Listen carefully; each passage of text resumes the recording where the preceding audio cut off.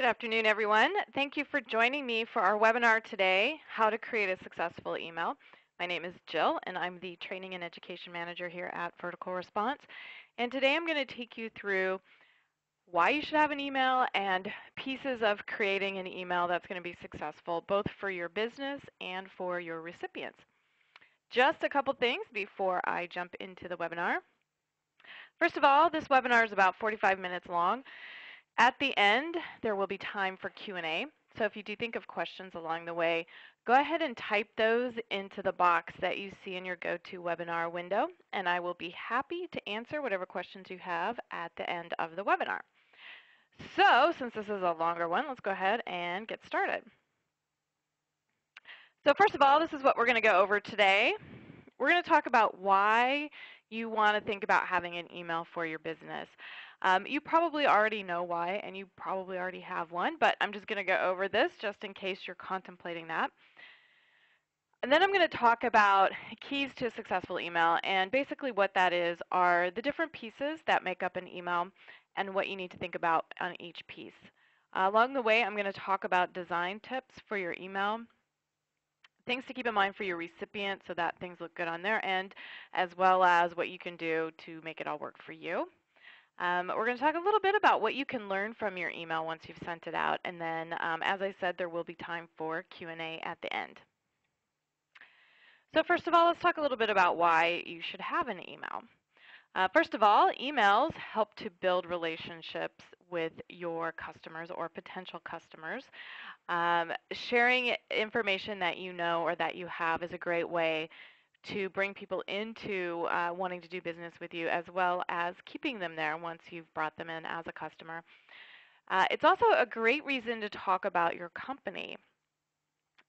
People buy from people, so knowing who it is that's sending out the emails, knowing more about your company, makes it much easier for people to want to interact with your business. And of course, there's always something that's going on with your business that you can share with the people who are on your mailing list. It's a good reason to stay in front of your audience, or a good way to stay in front of your audience, and that's definitely something that you want to do.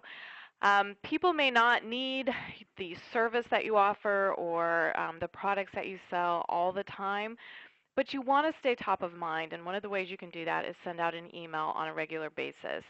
We're going to talk a little bit about this, but what I mean by regular basis is generally you need to mail at least once a month in order for people not to forget about your company and what you're offering to them. So sending an email is a great way to do that. It's a way to entertain or educate, and you can do a little bit of both with an email.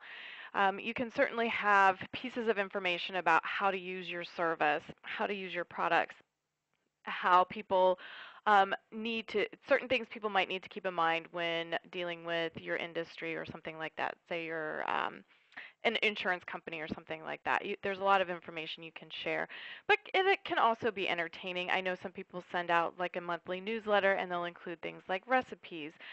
Even insurance companies I've seen send out emails with recipes in it. Or you can have something funny like a cartoon or anything that might be interesting to the people reading your email.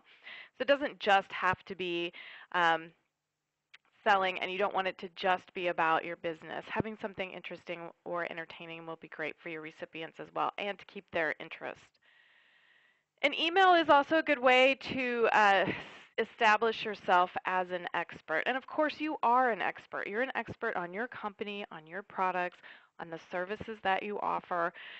So send out information about what you know. Share your knowledge. People will start to look to you as the expert and want to find the information that they need. They'll come to you. And of course, you can use an email to sell your products and services. That's a great way to get people's attention when you do have a sale or there's something that you want to sell. So some keys to a successful email. These are things that we're going to talk about over the next few slides. We're going to talk about the from label, the subject line and pre-header, content ideas. That's always a sticking point for a lot of people when they're trying to send out an email. They know they should do it, but what to put in the email can be really hard. So I have some ideas for you. We're going to talk about call to action, what it is, and how to put that in your email. And we're going to talk about images as well. So first of all, the from label. The from label is generally going to be your company name. The from label is what your recipient looks at to see who is sending the email to them. From that, they're going to judge if they know who it is and if they should open the email. So make sure you're putting a name in there that they know. And generally speaking, that'll be your company name. People will recognize a company name faster than they would recognize a person's name, like a salesperson's name or your CEO's name. Once you decide what you're going to put in your from label, be consistent. Your recipients will start getting used to seeing what is there. If you change it up a lot, they're not necessarily going to know it's the same email or coming from you, and they may stop opening your email. So once you decide how you want to put your from label or what you want to put in your from label, be consistent with that. The next thing is the subject line. Now, the from label and the subject line are probably the two most important pieces of your email. Like I said, the from label is what tells people who's sending the email. Do they know them? Are they familiar with that company? The subject line tells them why they should open the email. And since the only way they're going to see all the great content that you have in your email is to actually open it, you really need to think a lot about your subject line. There are some keys here we're going to talk about a little bit to keep in mind when you're creating your subject line. First of all, your subject line is not the place to be super wordy. Most email programs have some kind of limitation. It varies by email program, but there is a limit to how many characters they'll show in the subject line. Generally, you want it to be around 50 characters. That way, no matter what email client people are using, they're still going to know or see your subject line.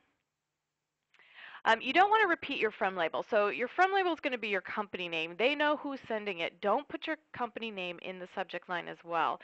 It's such a limited space there. You want to use that for the message that you want to get people to open your email with. You don't need to repeat who's sending it. Using all caps or overusing punctuation is just kind of a no-no. It's kind of annoying to people at the other end. All caps online means you're yelling, and you definitely don't want to do that. Having a lot of exclamation points looks kind of spammy to people, and they don't like that. The other thing you need to think about for your subject line is the CAN spam law comes into effect on this particular piece. Your from label has to have something to do with what's going on in your email. You want the from label to be something that's fun and interesting to get your recipient's attention and make them want to open your email, but you can't trick people into opening it. That's what the CAN spam law says. You can't trick people into opening your email. So you have to keep in mind, you don't want to trick them, but you also want to get their attention. So the subject line is something that's a little difficult to write sometimes for some people. We do have a lot of help on this.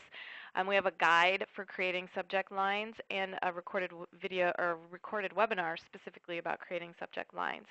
And we'll talk a little bit about that at the end of the webinar on the resources slide, where to find that type of information. But the subject line is a really important piece of your email, so you want to spend a little time thinking about it. The next part, which is kind of a piece of the subject line, is the pre-header text. Now, this is something that I've been talking about for years, and I still have so many people when I do presentations or even when I do webinars who aren't familiar with pre-header text. Pre-header text is also pretty important.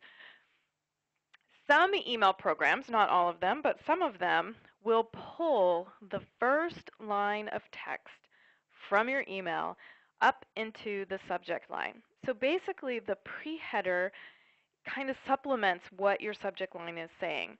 So you don't want to repeat what the subject line says because they're already seeing the subject line.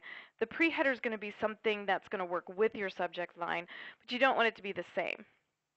So I have a little screenshot here of what it looks like. I have some other ones here, though. So this is a pre-header for an email that I got. The top gray line is what it looks like in my inbox. So the subject line is, it's not just a hobby.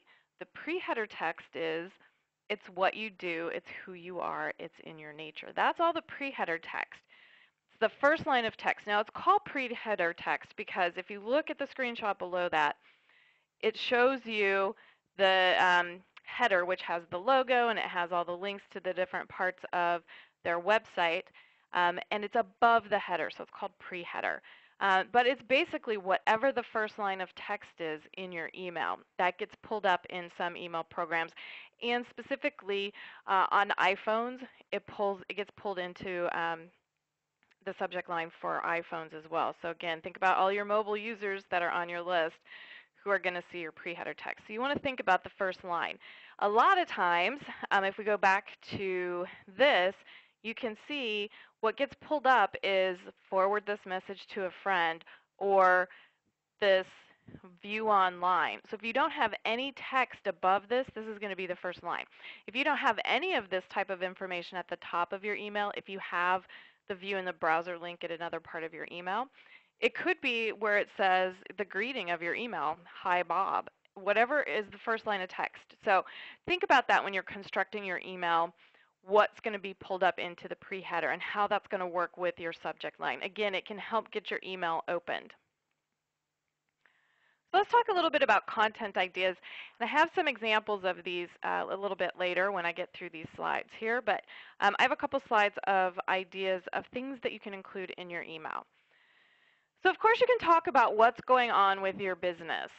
Do you have a new product? Do you have a new service? Have you moved locations? Have you opened up a new location? Are you a restaurant and you have a new spring menu? Whatever's going on with your business, that's a great thing to share in your email. It keeps people interested and engaged in what your business is doing, and it's something new, and people like looking at new stuff. Testimonials are really powerful, and you can use testimonials in a lot of different places, but they work in emails really well. Just people saying how much they like your product or service. You can use emails to promote webinars. We certainly do that. Holidays are great for content in email, and holidays could be just about anything. Obviously there's calendar holidays. We have Memorial Day coming up at the end of next month. So you can certainly think of something that goes with that. But sometimes your business may not work exactly with a calendar holiday like that or a federal holiday. So you can create your own. I have an example of an email where it's Wednesday and they send out a special email. That happens every week. So that's something that you can use as like a holiday. I almost took a screenshot. I got an email today from the NFL shop, and they have a contest going on for picking who's going to go in the first round of the NFL draft. They kind of make that their own holiday because, it's not really a holiday, but it's been a while since football's been going on, so they obviously need people to think about their products, and using the NFL draft as like their holiday to send emails around is a great idea for their business. Social media, of course, not only including buttons in the email for people to share on social media or to find you on social media, but you can share maybe things that you have on your Facebook page, recent posts, and then send people to look at it. Quotes from people from your maybe Twitter feed or on your Instagram. Whatever you're using for your social media, you can share that kind of information. Plus, you can use an email as a way to drive people to your social media pages, letting them know where you are and how to find you. Including things like surveys or questions. People really like to give their opinion about things, and so sending a questionnaire or survey with an email is a great way to get more engagement in your email.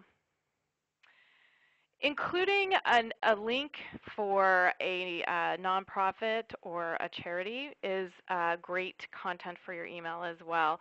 It's good for your business because you're sharing something that's going on in your community or what's going on in your area, maybe not directly in your community.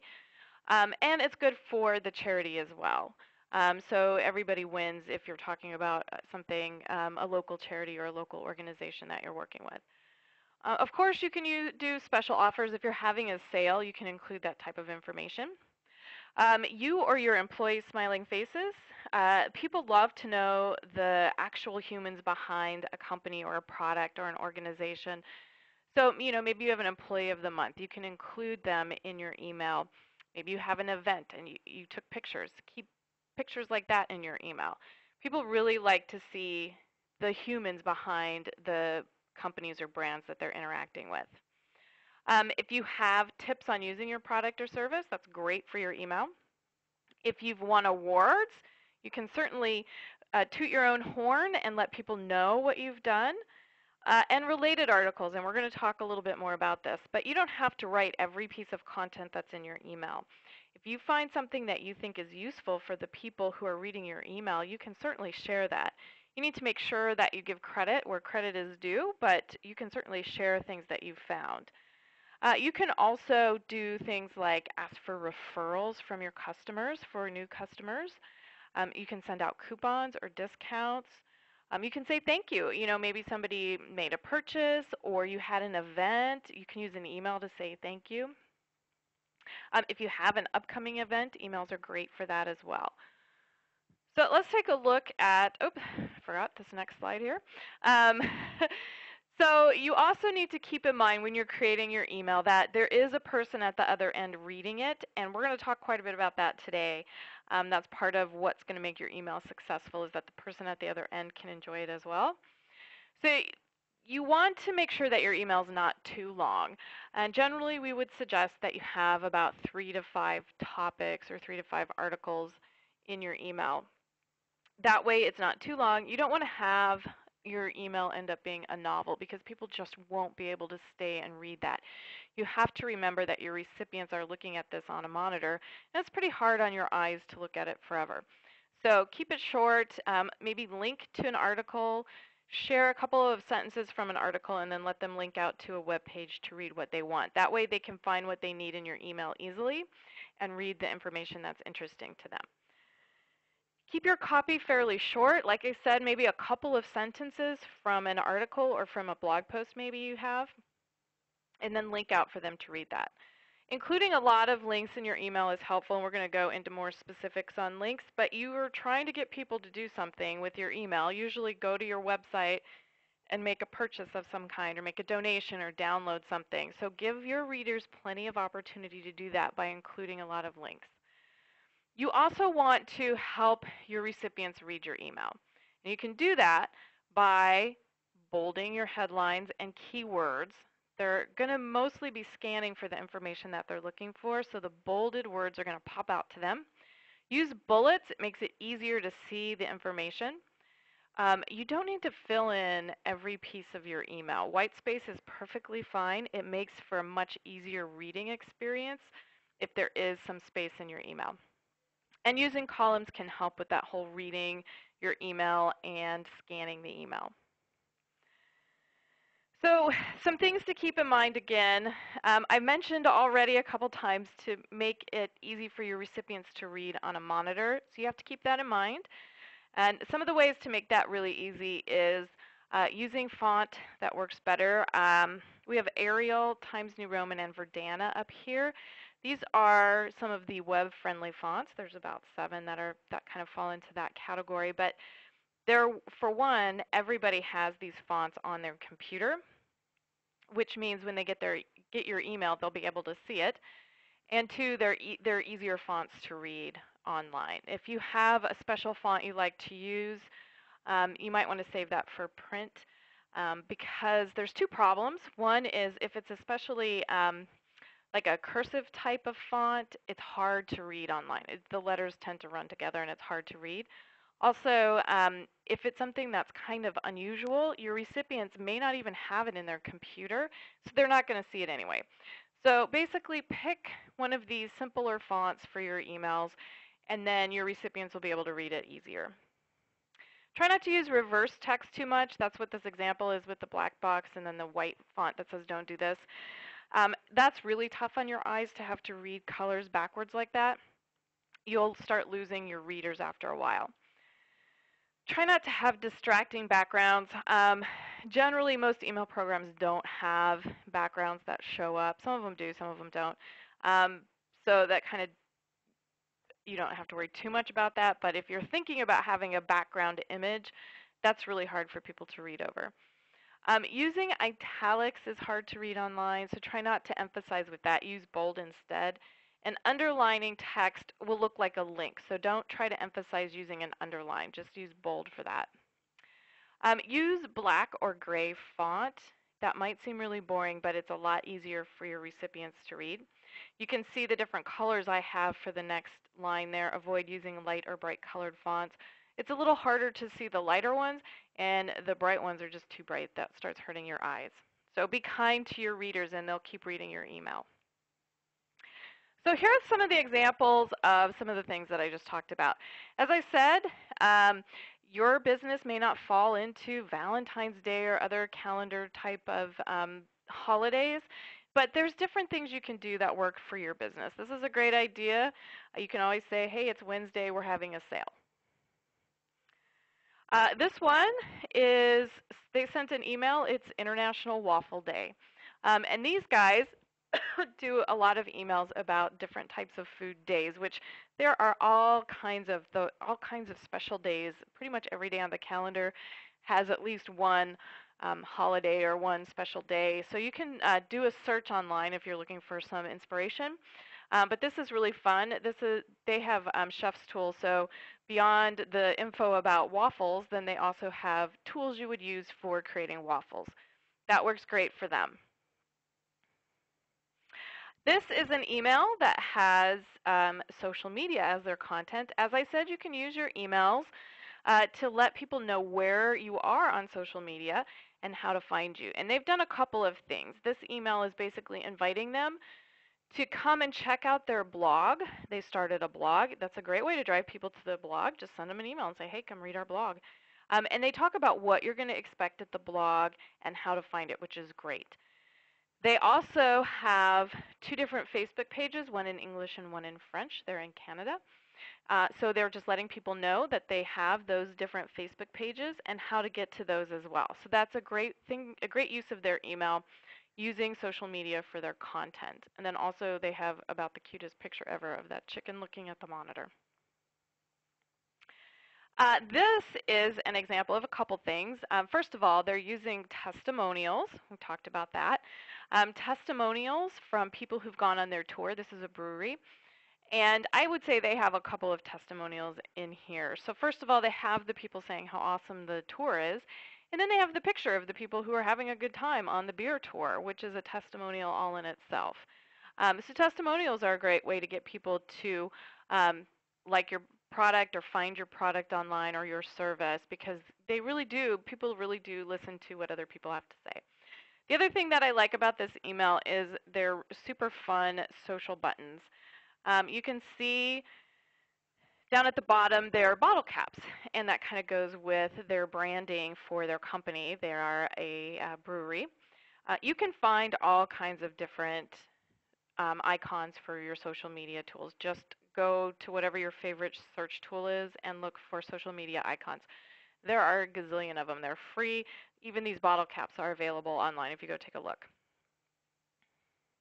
Here's another testimonial. They just have some stars from the rating from their website, so people can rate their products online. This is a 5-star one. And then they have somebody's quote from what they liked about this particular product. So again, you can work testimonials in. This is a big chunk of their email. This is just a small piece, but testimonials can be really powerful for your recipients. Now, this one I was talking about sharing related articles, and not everything you write has to be, everything in your email has to be written by you. You can share things you find online. If there's a blog or a resource that you really like, and you find articles that you enjoy, you can share that with your readers. You just have to make sure that you're linking back to the original source and giving credit to the person who's written it. So all you have to do is say, hey, Bob Smith wrote this at Newsweek or wherever, and here's a link to go read more. But it becomes a way for your readers to find the people or find out information about what they're interested in, and they can come to look to you for that type of information. So you can be kind of a thought leader because you're finding this data and they don't have to go find it. This is the VR Buzz, as you can see. This is our newsletter. If you have a longer email, using a table of contents, and that's what the red circle is there, a table of contents makes it a little bit easier for your readers to find what they're looking for. Sad to say, not everybody's going to read every piece of content in your email. There might be a person who does, but for the most part, they're going to read what they find interesting. So having a table of contents lets them know what additional information is in the email.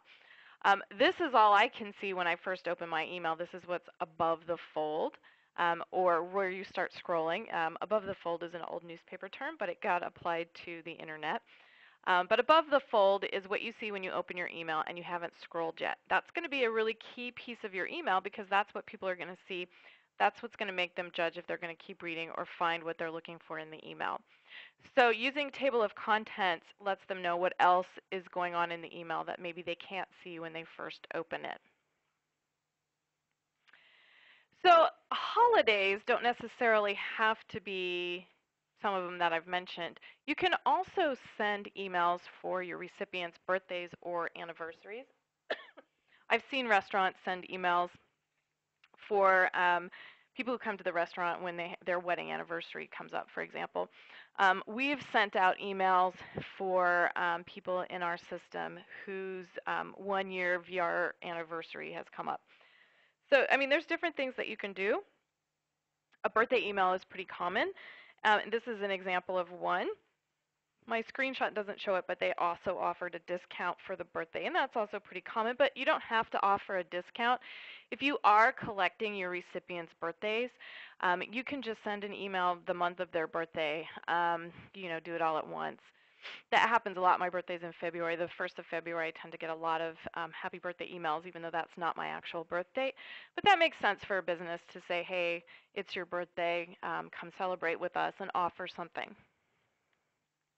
The other thing you can do if you're not collecting your recipient's birthday information is what they did here. It's my birthday, here's your gift. You know when your birthday is.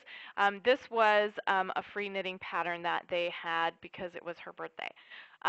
But you could also do for your business's anniversary or business's birthday every year, you could do a special deal for people who have come into your store or hit your website on your birthday. You can offer them something. So this email has a couple of the things that I talked about. First of all, if you look at the very top, they have pre-header text. It says, join Shandong for the cause. They also have information about a cause, and I talked a little bit about cause marketing. So every October, they team up with the National Breast Cancer Foundation to help raise money for cancer research. And what they do is sell pink champagne or pink sparkling wine. Sorry, they're in California.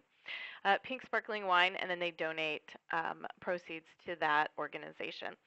So this company does it, but then you also, as a reader, can make a donation as well. The other thing that I like in this email is in the bottom left. This is sent out in October, and since Thanksgiving is the next month, they have information about wines for Thanksgiving. So they have 2 different kinds of wine that they think is going to go with a Thanksgiving dinner. That makes it really easy for people to give a gift if they're going somewhere for Thanksgiving or to have at their house. And they're getting people to think a little bit ahead of time what's coming up in the next month. This is another winery. There's a couple things that they're doing in here that I think is great. First of all, they have a loyalty program. Excuse me. And as you make purchases, you accumulate points, and you can redeem the points for different things at the winery. So they tell you at the very top, and as I said, the top is a pretty big, important place. So at the top of the email, they tell you how many points you have. And then further in the email, you can see their different wines, and you can see how many points you earn when you purchase those. They also have a lot of links. All of the kind of gold, champagne-colored text are actually links in this email. So they have a lot of links going on. The headline right here is a link, this is a link, and this is a link. The other thing that's fun is they've included a video, and they include a video in just about every email that they send out. You don't have to do that in every one of them, but videos are really engaging. People like to watch videos. All you do is take a screenshot of the video and then put that in as an image and then just link the image to wherever your video is, and people can go watch the video. People find that really fun, and it's a great way to keep people interested in what's going on in the email itself. Another wine one, I don't know why I have so many wine examples. This one is actually an older email, but I love the idea so much that I've never taken it out of this deck. Again, they sell wine. They're not a winery. They just sell different wines. And during Girl Scout cookie season, which is a season, they sent out an email where they paired wine with Girl Scout cookies. Really fun, very topical during March, the end of February and March, because that's when the cookies start showing up. And it's really fun, and it's just something that will get people's attention and something that's a little bit different. I really like that idea. So we looked at some of the different pieces of the email. Let's talk about some more for the content. So I talked about links and using links in your email. You really need to make sure you're giving people plenty of chances to get to your website. One of the questions I get asked all the time is, how many links should I put in my email? Or the question I get asked a lot is, I've heard if you have more than 5 links, your email will go to spam. There is no magic number. One is not magical, I can tell you that. But it's going to depend on the length of your email. You don't want to link everything, but you want to link where it makes sense. And you want to give your recipients, like I said, lots of opportunities to get to your website to do what you want them to do. One link at the bottom isn't going to cut it. More than 5 links will not send your email to spam either. Unless you're linking to really bad websites, you're not going to have a problem with that. Having links in your email also allows your recipients to read the longer articles. We did talk about that a little bit, but again, to help keep your email short, link off to where the actual article is located. Using social links so that people can share your email on their social networks or find you on yours. And then call to action buttons are basically links that are linked up with a button. And we're going to talk a little bit more about call to action in general and using call to action buttons. But we do have some emails coming up with call to action buttons in them, so I wanted to point these out. We have a free website that you can create call to action buttons, and it is buttons.verticalresponse.com. And you can make your buttons say whatever you want and have it be whatever color you want it to be, and then you just use it as an image in your email. But it makes it easy for people to get to your website and do what you want them to do if you link up a button like this. So here is my favorite example of using links in emails. And this is a breaking news email that I get. I still get it even though I can't get to their website. They still don't put links in it. This is obviously an older email because their lives have changed quite a bit. But most breaking news emails are not happy, so I picked a happy one. This is information that I have signed up for. This is breaking news, so this is something that's important. They're sending an email about it. The only link they have in this email is to the ad, not to the story, not even to their website. There's one link goes to an ad. That makes it really difficult for me as a reader to go read the rest of this story, which is breaking news, so I'm going to be pretty interested in it. Now contrast it to this one. Yes, this is a graphical email. That doesn't really matter. There could be a link in the text version as well. It's the same story. This breaking news email has a link. It says read the full story here. That link takes me right to where that story is. This one, if I want to read this story, I have to pull up a browser window, or at least open a new tab, type in the URL, get to their website, find the story on their website, and then read it. That's a lot they're asking me as a reader to do, to stay with their email and to stay with them, especially when I get this one and I can just click on the link and go read the same story because it comes from the AP. So I'm probably going to be using this one only because they're making it so easy for me. I don't have to do anything but click a link to see this information. That's why linking is so important in your emails. So I said we're going to talk a little bit about call to action, so let's kind of get into that here. Call to action is pretty important. It isn't just the buttons. I talked about the buttons a little bit, but the call to action in your email is what you want people to do. It's the action you want them to take when they're looking at your email. And for different emails, it's going to be different reason or different purpose. And for different industries, you'll have people do different things. If you're a nonprofit, you're going to be asking people to make a donation or maybe volunteer for an event that you're having. Or sign up for an event. You know, it could be that you're asking people to download a white paper Sign up for a webinar. That could be your call to action. Go to your website and make a purchase. There's different things that people are going to be asked to do with your email, but that's what you're asking them to do. So the call to action in your email is something that should be fairly urgent to make them want to go do it now. You want it to be clear, though. You don't want people to be confused about what you're trying to get them to do. So use really clear language when you're telling people what you want them to do. If somebody's clicking a link, which they should be, or clicking on a button, make sure that you're sending them where they expect to go. And do this with your links in general, but if you're showing a specific product that people are going to want to buy, if you're showing a specific service or asking them to download something, send the link exactly to the page that they can do whatever you're asking them to do. If you drop them at your website and then think they're going to find it, that's not going to happen. You're going to lose them.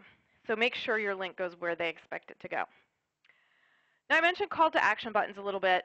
Call to action buttons are still a call to action, what you want people to do, but it's on a button. And as you can see, these are some different buttons. Call to action buttons usually tell them really concisely what you want them to do. Buy now, download here. It's just an image, and then you link the image to wherever it is that you want them to go. Now, one of the things that call to action buttons can do is increase your click-throughs because, as you can see, they're pretty compelling. They're big, they're colorful, they stand out in an email. And that, of course, can increase sales. The other thing about call to action buttons is that if your recipients are looking at your email on a mobile device, and as we know, that number keeps going up and up and up, it's a lot easier for them to click on a button than to click on a link. Links, text, pieces of text that have been linked works fine with a mouse, but with a finger trying to hit it, it's hard to be precise. It's really, your finger hits about 40 pixels, which is a fairly large area when you're thinking about your screen and what your email is going to look like on a screen. So using a call to action button for your mobile readers makes it easier for them to do what you want to do. Again, we have a free site, buttons.verticalresponse.com. You can go and play and make whatever you want. You can use different font, different colors, whatever you want. So here is an example of some call to action buttons. And hopefully you can see them now. They're yellow. And so the first one says, shop the spring sale. Excuse me. Shop the spring sale. It's pretty concise. You know what you're going to do. You're going to go shop the spring sale. And then it has click here to learn more. All of those are great call to action buttons. The only thing I would change in this email is the background color. As I said earlier, having reverse text like that can be kind of hard. So having the dark background with the white text can be a little bit hard on people's eyes, especially on monitors after a while, which could cause the readers to go away from reading the email. So as boring as it might seem, white background, black or gray text makes it a lot easier on your recipient's eyes so they can read the great information that you have going on in the email. And then this one is in here as well because it has a good call to action button. I'm not going to point it out yet, but hopefully you've seen it. Again, call to action buttons stand out. They're a different color than the background. This one is right here. It's bright red. It says vote for hand in hand. Again, it's clear what you're going to do and what they're asking you to do. I also like that they linked the text as well. People like to click different things, so give them that opportunity. The awesome thing about using a system like ours is we track the clicks on the link. So whether they're clicking on the text link here or the button, you'll see which one they click on the most. You can take a look at your results and find out what people are clicking on. Also, they have all of their social media right here in one easy place for people to find them. So we talked about links. Let's talk about images. You probably think, oh, I put images in my email. It's totally fine, which is great. Images are really good for your email, and for a couple of reasons. First of all, they're really engaging. People like to look at the pictures. They want to see what you're talking about. Like I said, they want to see the people behind your business. So it keeps them interested in what's going on in your email. Images also help to break up the text. so it isn't just all writing, a big block of text, which can be intimidating or seem really boring. So having images in there, breaking it up, makes it easier for your recipients to read and to want to read it. But you want to keep your audience in mind when you're putting images in your email. So you don't want to use really big ones, or you don't want to use like 50 of them, because not everyone has high-speed internet. It can take a little while for images to download. And if your recipients have to wait for images to download, then they're going to get tired of it and move on. So have a balance of text and images. That's the last bullet there. We usually say about 80% text, 20% images. Of course, it depends on your content, what's going on in your email, what you're trying to sell, or what you're trying to get people to do. You know, maybe you're an art gallery. Obviously, that's not going to work for you. For you, it might be more 60-40. But the point is, you need to have text with your images, and the important information needs to be in the text, not just in your images. Because as we're going to see in the next few slides, email clients block images by default. So if all the pertinent information about your event or about your sale or whatever you're asking people to do is in the image and they don't turn on their images, they're never going to know. That's why you need a balance of text and images. Make sure your images are linked. Most people know these days that they can click on an image and go somewhere. And use alt text. Next to pre-header text, alt text always brings up questions because people just don't quite understand how it works. So I have a couple slides here to to show you. So first of all, when you're putting an image in your email, you're going to see this display properties window.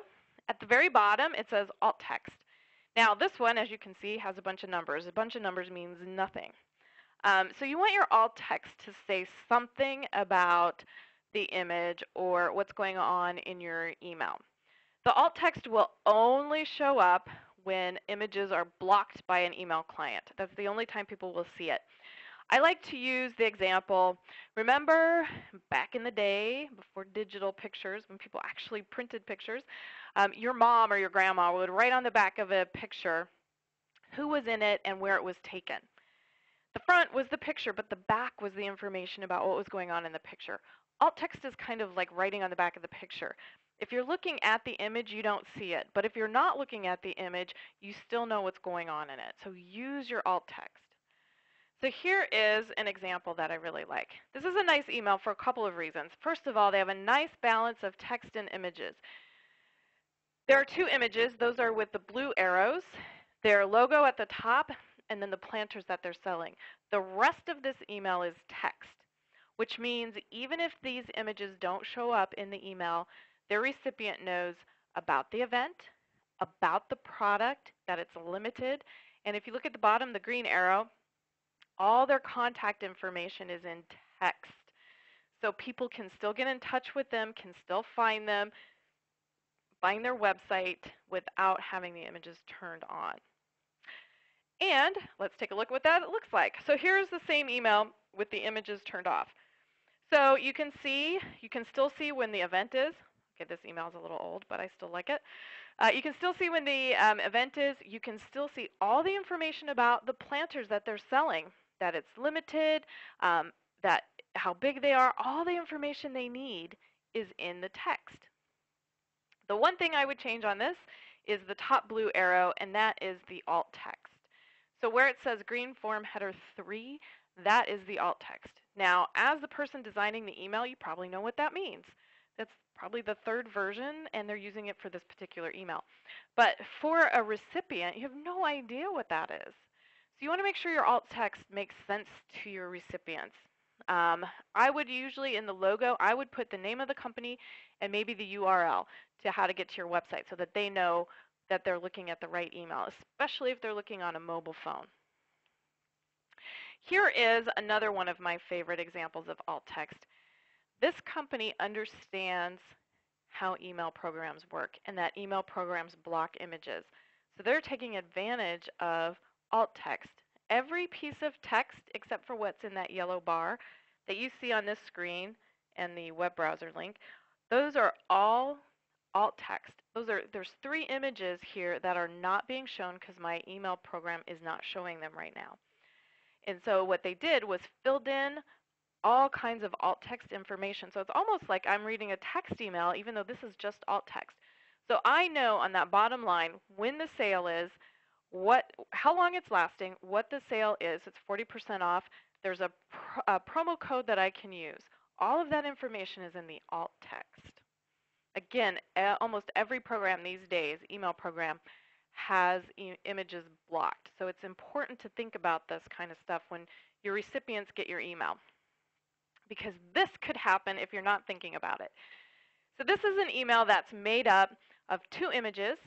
There's no alt text and there's no other text. It's only an image, which a lot of big companies do. This is just images. And it's a little harder for other people to be able to do this. This takes a lot of effort, really. But the first line of text in this email is the unsubscribe link. So you want to keep your list growing. You don't want to force people to unsubscribe because that's the only thing they see. You work too hard on your business, on your emails, and growing your list to just be driving people to unsubscribe. So for one, this is why you want to test your email before you send it out to everyone. And this is why you need a balance of text and images and alt text to try to avoid this happening. So this is just a reminder of the text backup. This is the VRBuzz we looked at earlier. The text backup goes to people who have maybe older email clients, or for some reason they're not getting the HTML version. You want it to be just as readable as your graphical version. Not everyone sees this, but it's probably around 5% of your readers get the text version. This is not the same as having the images blocked. This is the backup, the text version. So just like creating any piece of content in your email, you want to put in a little bit of information and a link where they can go read more. And in the text version, sometimes it gets a little tricky with the links, so you need to work with those a little bit. So as I said, you can learn from your emails. And I mentioned earlier, when you're putting in a call to action button and also linking text to the same place, you can track that type of information. The great thing about the reporting that you get once you've sent your email out is that your recipients are going to tell you all kinds of things. They're going to tell you when they're opening the email. They're going to tell you what they're interested in because they're going to click on a link. You're going to see the day and the time that they're opening it. And here's some more. So you can see which links get clicked on the most. That's going to be the part of the email that people are looking at, or the topic that they really find interesting. These are the things that you can track. Where in the email are they going? What are they reading? What's really drawing their attention? You can also do comparisons. The bottom right-hand corner shows you, you can compare up to 5 emails. So you can see, if you're doing different subject lines or you're testing when you're sending your email out. This one, I had one that had a much bigger open rate than all the other ones. I would want to look at that email and see what did I do differently. Did I have a different subject line? Did I send it at a different time of day? Your recipients are going to give you information just by reading your email. And so you want to pay attention to that and start applying that to your email so that you're giving them what they're looking for going forward. So to wrap this up, and it was 45-ish minutes, emails help to build relationships. And it isn't all about selling. You can share all kinds of things with your readers that they're going to find interesting or useful. Keep in mind what your audience will see. Again, think about your font, the color, how many images you're putting in, that you're linking things. You want them to be able to stay in your email and read all the great content you have and click through to your website. So keep them in mind. And every email, you're going to learn something new, and your recipients will keep telling you all the information that you need to know about your emails. So keep checking your reporting as well. So these are resources. I apologize for the color on here. I couldn't change it. I was using a slide from PowerPoint, and you can set up different colors, but the links were always really light. But we do have help, text tutorials and video tutorials at our help site, help.verticalresponse.com. So if you're using our system, you can, if you don't know how to put an image in your email or how to set up a link, all that information is on the help site. We have a blog, verticalresponse.com/blog, or blog.verticalresponse.com will send you back here. But we post about 4 times a week on our blog, and there's all kinds of great content. So we have social media content, we have email marketing, just marketing in general. There's a lot of different information. We have a lot of tools for small businesses. It's free. Go take a look. If you need help from our customer support team, they are there and waiting for you. You can send them an email, support@verticalresponse.com. We have a phone number that's free,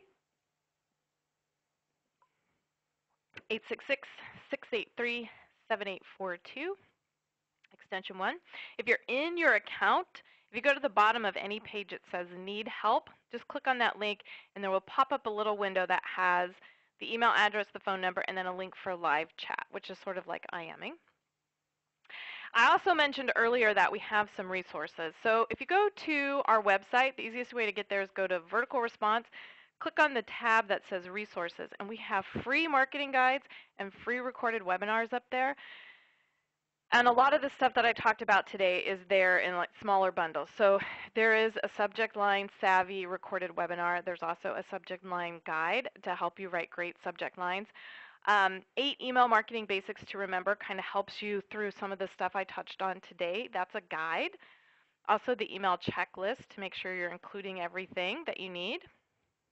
There's also a guide called Email Marketing Reporting Basics, which goes through what the average open rate is, what the average click-through rate is, and how you can get those numbers up, or what the average unsubscribe rate is and how you can get those down. But has tips on getting those numbers to change.